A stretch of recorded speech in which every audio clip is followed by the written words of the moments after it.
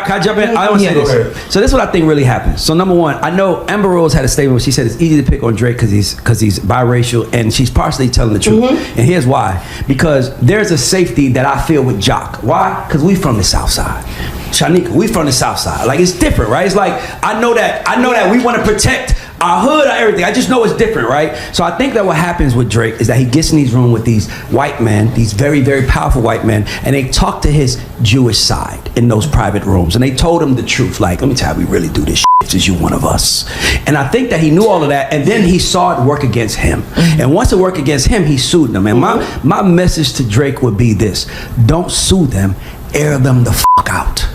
If you really want to get black people on your side, because we fuck with you, instead of playing the white man's way and suing them, do the black Twitter route and air them the out. What did they say to you behind closed doors? Because I'm being real with you, they done said so much shit to me behind closed doors in them buildings that I'm like, fuck, and you can't speak on it because it kills your career. Obviously, I wrote a letter and they was like, get rid of him, he speaks up. They don't like that to air them out. So instead of airing out LeBron fucking through academics, which is some whack do, let me give you some real nigga shit to do. Air that they say to you in those private rooms out right now, and you'll get the whole community loving it with you again, because it's not making sense to us because we don't understand what they're saying. I'm 100% black, so when I walk in the room, I don't get the other conversations. But if you got to, you support what he's saying. What he said? Because he kind of said that we don't do this, we don't do that, and this is what I'm trying to tell y'all right here. The moment someone stands up on a situation that they can stand up on, meaning you have every basis, every grounds to stand up on this, and you're the one who decides you're going to go against the culture and do it, it's wrong to your culture. But when you come to the federal court, when you got to stand in front of those judges and those prosecutors, it's real. Here's the deal: just because they didn't do it with Ether and all this, that's part of our culture, it doesn't mean it's right. No. Nas ain't never sold as much as Drake. Let's be very clear.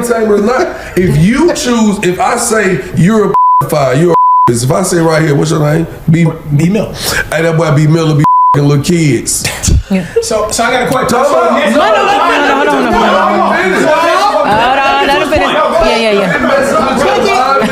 I want to hear Josh's side. Go ahead, Josh. Messing with your livelihood, and you can't come back from this. You start losing endorsements. You lose your fucking house. Your wife leave you, nigga.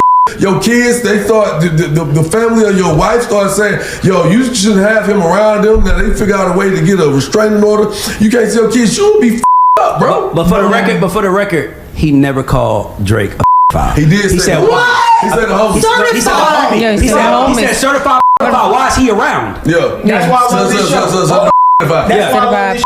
Doc just said if it messes with my livelihood, that's a problem, right? Is it messing with Drake's livelihood right now? Absolutely. Absolutely. But I will. Let me. I'm gonna just add. Okay, go ahead. So here's my thing. So I'm telling academics, hey, homie, stepping out. Yeah. That's not messing with LeBron James's legacy and his livelihood. Yeah. Okay. So consider the source. That's what I'm saying. This crybaby man.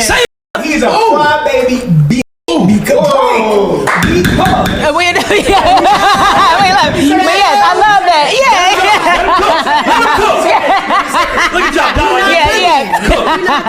He's a crybaby. That's an upstanding role model. He's cool. Everybody likes him. Anybody. Snoop Dogg. Okay, Snoop, right? I'm sorry.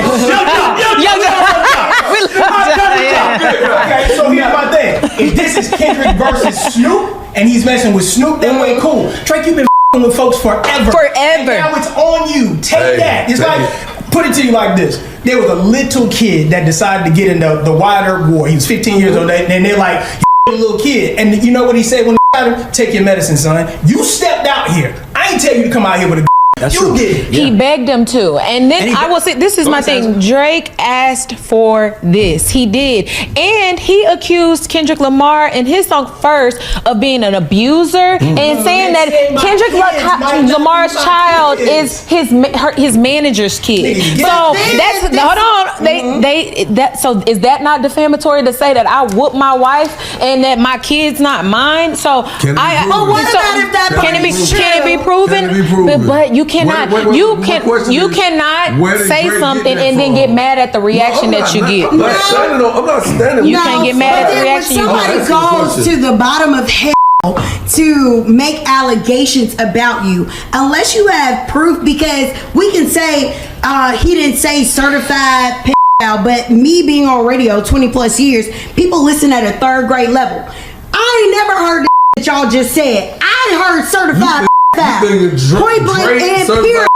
Exactly. That is what I heard every time I hear the song. So with that being said, like, people saying that Drake rules are what should be the norm in this hip-hop industry. He came from Canada, okay? This is somebody who, at the end of the day, black people rock with Drake, white people love him. His mixture of the Jew and the black has been his greatest combination in hip-hop history. Matrix. It has broke the code. He sold more than anybody that you named before back in the day that was getting away with the and because, like you said, he knows what the matrix code is, and sat down with these Jewish people that his mama